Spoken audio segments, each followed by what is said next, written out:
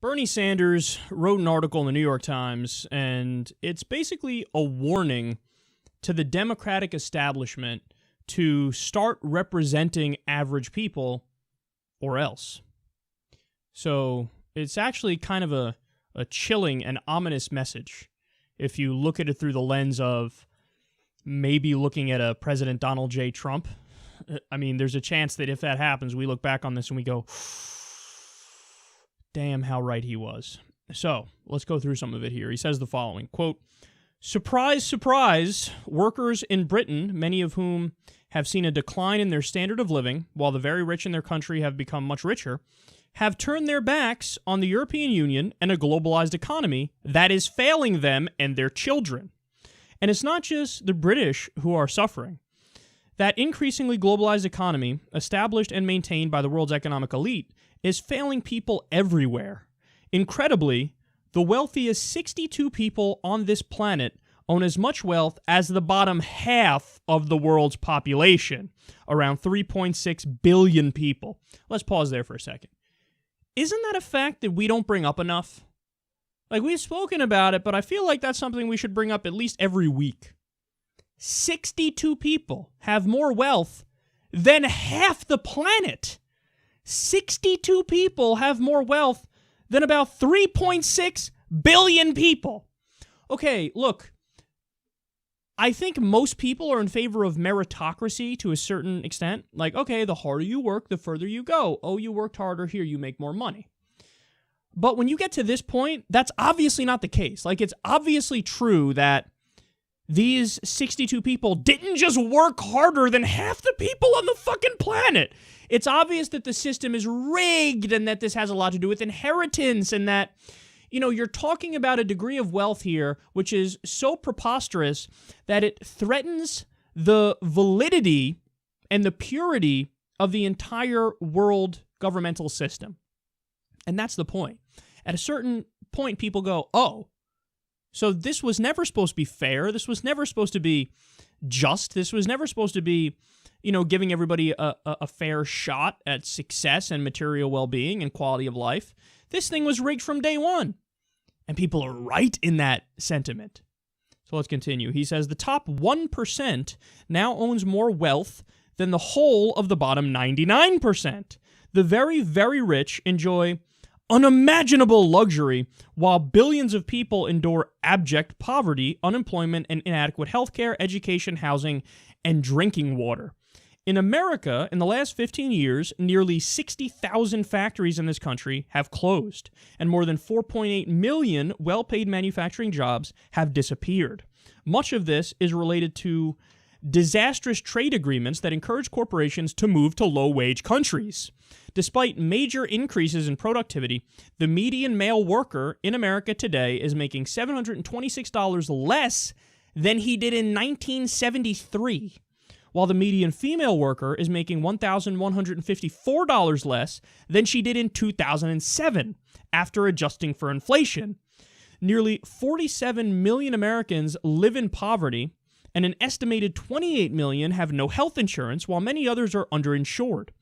Millions of people are struggling with outrageous levels of student debt. For perhaps the first time in modern history, our younger generation will probably have a lower standard of living than their parents. Frighteningly, millions of poorly educated Americans will have a shorter lifespan than the previous generation as they succumb to despair, drugs, and alcohol. Meanwhile, in our country, the top 0.1% now owns almost as much wealth as the bottom 90%. 58% of all new income is going to the top 1%. Wall Street and billionaires, through their super PACs, are able to buy elections. The notion that Donald Trump could benefit from the same forces that gave the Leave proponents a majority in Britain should sound an alarm for the Democratic Party in the United States. Millions of American voters, like the Leave supporters, are understandably angry and frustrated by the economic forces that are destroying the middle class. In this pivotal moment, the Democratic Party and a new Democratic president need to make clear that we stand with those who are struggling and who have been left behind. Okay, yet again, man, I thought this was a really creepy, ominous warning. Because you can almost see, in the future, there's a potential President Donald Trump, and he's doing all these horrible things, and we look back at Bernie writing this article, and we go, he was so right. And there is no question. The rise of Donald Trump is the result of an abject failure of the establishment, the entire establishment, but yes, the Democratic establishment and elite too.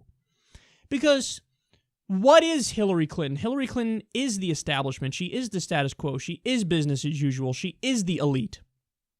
And what characterizes her campaign?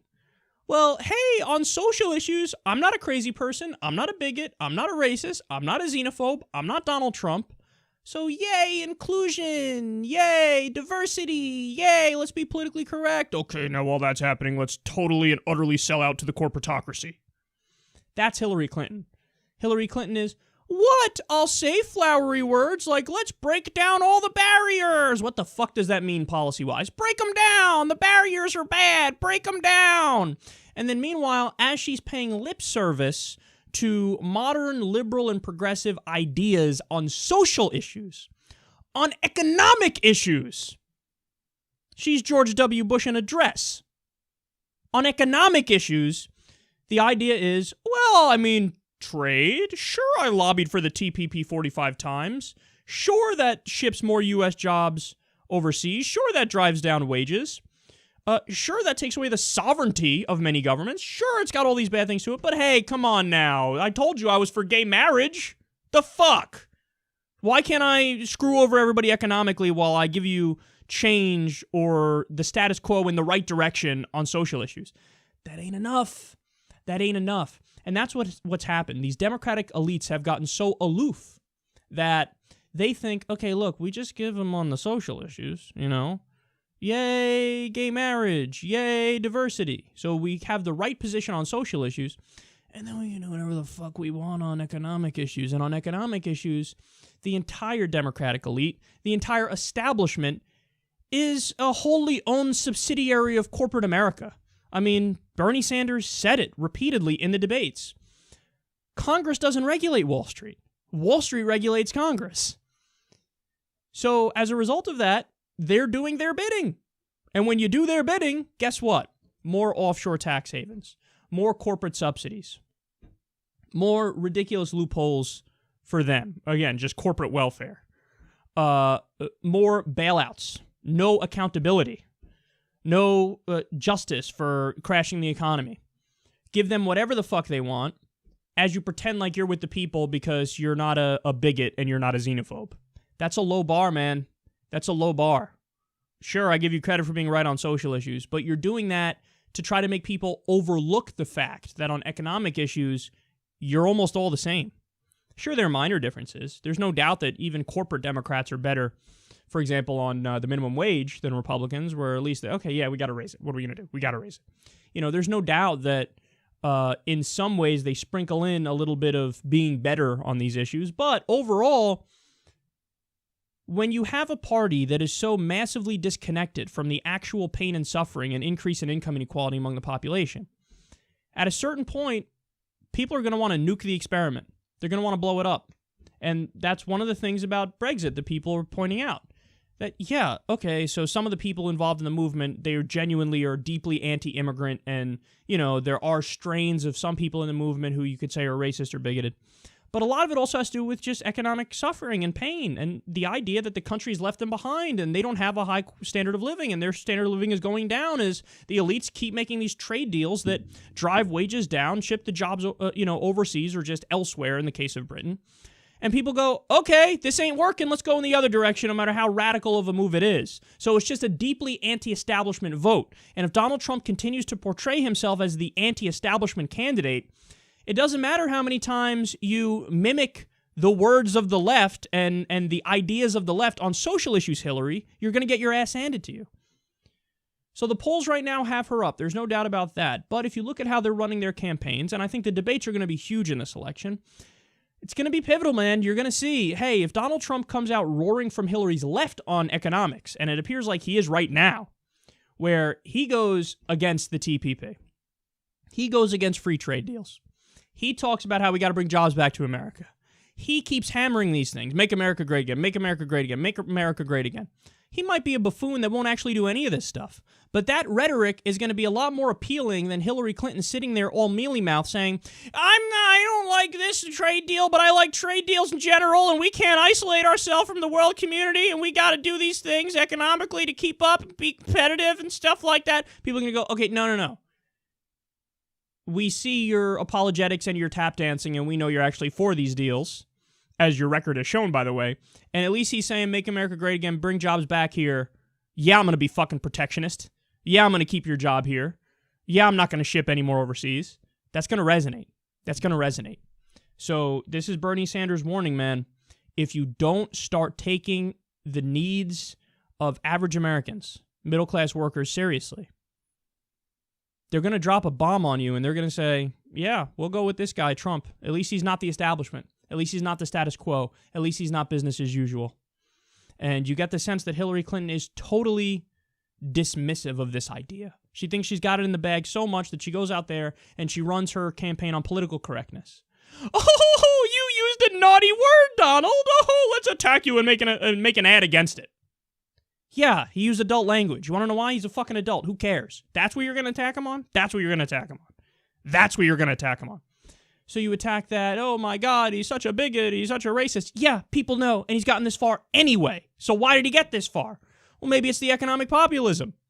But she can't bring herself to run the right campaign, and she can't bring herself to say the right things on the economy, because that would snub the elites. That would snub the people who are funding her campaign. That would snub Wall Street. And she wants them more than anybody else. So it is a dangerous time in American history, man, I'm telling you. And Bernie Sanders recognizes it, and he's basically begging the Democratic Party and pleading with them.